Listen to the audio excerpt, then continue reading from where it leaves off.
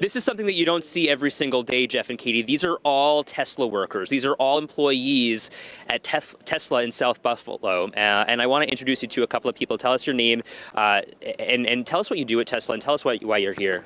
My name is Dean Lewis, and I'm an associate there. I work. Go ahead. My name is Jamarius Cooper. I'm a lead production associate at Tesla. You guys came out here, obviously, to see what's going on, to pay your respects. But there's a bigger purpose for your being here today. There's a bigger reason and a bigger message to send. Tell me about that. The bigger message is that we're tired. That, you know what? Stop vilifying us. Stop making us the monsters. We're not super predators. We're men and women. Hard workers and dedicated. We work hard. We take care of our community the best we can. We support this store. All of us may not live in a neighborhood anymore, but this is where we grew up. Okay? We're tired. This hurts. You were telling me that this is your store. Anyone comes here. You all come here to shop in this store. It could have been anyone. It could have been any one of us. It could have been my mother. My mother lives up the street. My brother lives down the street. My daughter lives up the street. This is my primary store that I come to shop. And, it's heartbreaking. I know I could have gotten caught up in the whole situation that went down on Saturday. So,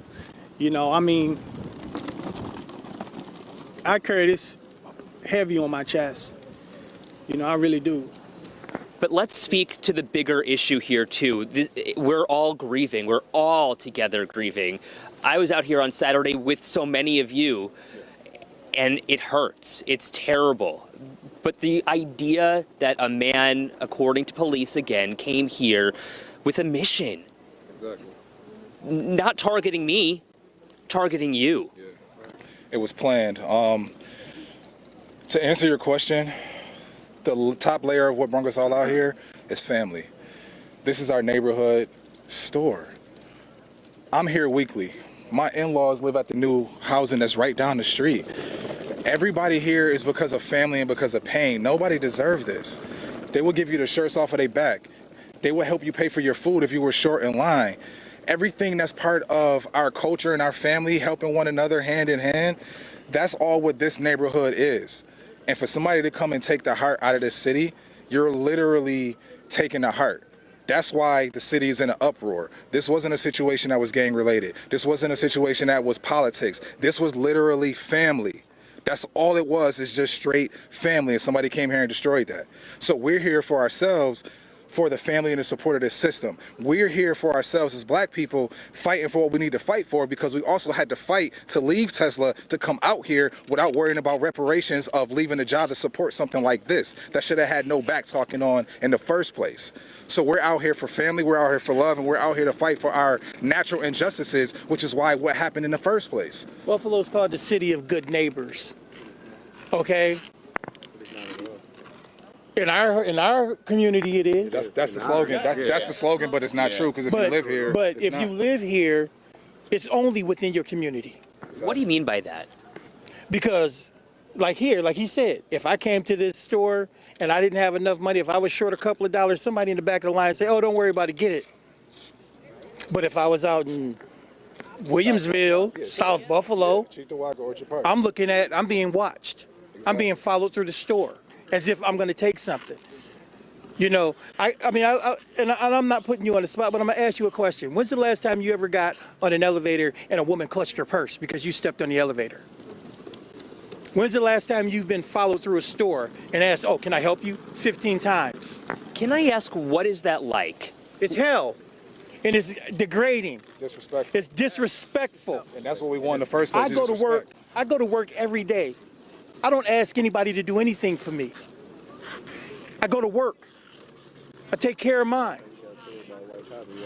But yet and still, I got to worry about where I walk, Where you shop? Where I shop. Now let's talk about something even deeper.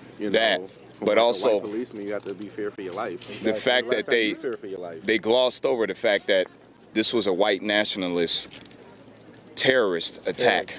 It's not a hate crime. It's a terrorist attack. And it's Let's not- focus on that. For some reason, they keep saying hate crime. Yeah, we know they don't like black people. We understand that. We understand the manifesto. But deep beneath it all is a terrorist domestic movement that they're doing. That's what need to be focused on. They're targeting our people, our communities. That is the problem. Something we were born into. We didn't ask to be. We didn't ask to be black. We were just born that way. So why do you hate us for it? How do you rise up from here? What do you tell the community? What do you want to come out of this? Because we're gonna see something come out of this, because I looking at you guys and I'm listening to you guys and I understand your anger. I understand your pain and I feel your passion here. Here's the reality then. You know, what has to come out of this is that we have to stop being turned into the monsters. We have got to stop being vilified. We are people. You know what? I'm one of the nerdiest guys you're ever gonna meet. I like science fiction. I like Marvel comics. I collect comic books. I'm a big freaking nerd. That's right, and I love all y'all. I wear my badge proudly.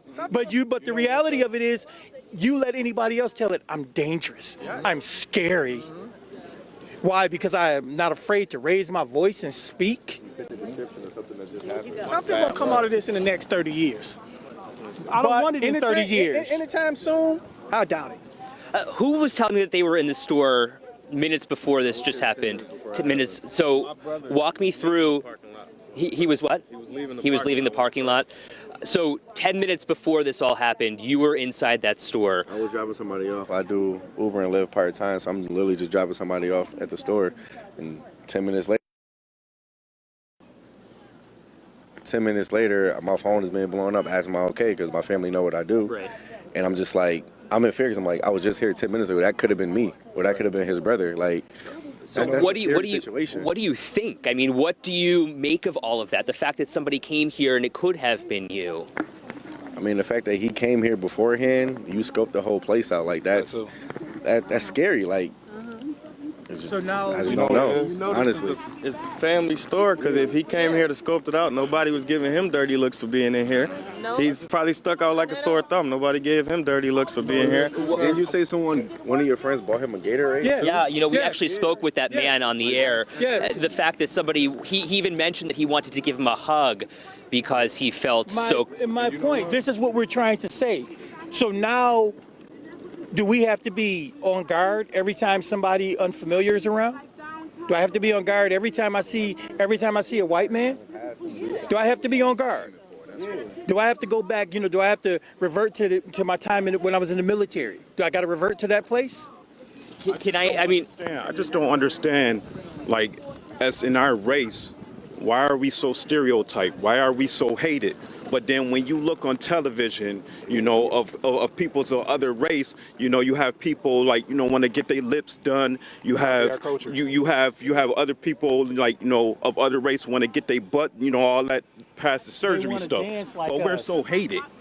I just don't understand that. To answer your question earlier about what do we think is going to happen, what needs to happen is they also need to take away the scapegoats and the keywords of the people that do this. So what's going to happen is they're going to start pulling up things, oh, mental illness, oh, he was trouble. And then once that happens, everything that happened here over the weekend is going to get swept under the rug as a mental abuse. Because also what's wrong with that is the people that they say have mental abuse, all of the multiple Caucasians that do this, they live in the communities and they have all of the assistance. They have all of the resources to get that help. So if the situation was reversed and we was the ones going out doing these terrorist acts and we said we had mental abuse and everything, where would the support come from? Because then we would hear the other side of the story. Well, they don't have the resources to get the help for mental abuse. But you don't hear that excuse when they do it. It's just straight mental abuse and then it's swept under the rug. Take away the scapegoats, call it terrorism, call it murder what it is. Don't come out with all these laws and stipulations in the courtroom that we never heard of before to get this person off or get lesser time or not get put in general population because they know they're going to get taken out that way too. Stop doing that. Law is law. Stop coming up with new stuff on the back end. Stop bringing up the scapegoats. a lot of pain here, obviously. Here's one last thing I like to say, and this is the other thing. If you look at the optics, when you start looking at optics and you look at how things are described, he was an 18-year-old teenager. This man get talked down. You understand? You know, they want to take the onus from him being a grown man making a decision. That's not right. You got to remember the optics. When Mike Brown died, that was an 18-year-old man. When Philando Castile was shot in a car with his kids, with his daughter and his girlfriend, that was a man. But anytime, Dylan Roof was a troubled youth. Kyle Rittenhouse. Kyle Rittenhauser, he's a teenager. You're not holding accountability. But yet and still, a man with his hands up, backing away from the police, takes 3 rounds in his chest because the cop was scared. Of what? Not to mention, you got a billy club, you got mace, you have 6 things on your police belt that's not a firearm. You have professional training that you have to do weekly, and yet you aim for the head. You have professional training, which means, we was just talking about this, shoot from the elbow down, no arteries. Shoot from the knee down, no arteries. Shoot your taser, use your billy club. You have all of these resources, but yet you go straight for the same things that you do when you hunt with your friends, because we know we're hunted as well. What's right is right, and what's wrong is wrong. We're going to leave that, put the period at the end of the sentence there, and I think that the community now understands your pain. The community understands your grief, and the community needed to hear that. And I certainly appreciate each one of you, and I value each one of you. Thank you very much for sharing that with me. You know what? We thank you for coming over. It's absolutely.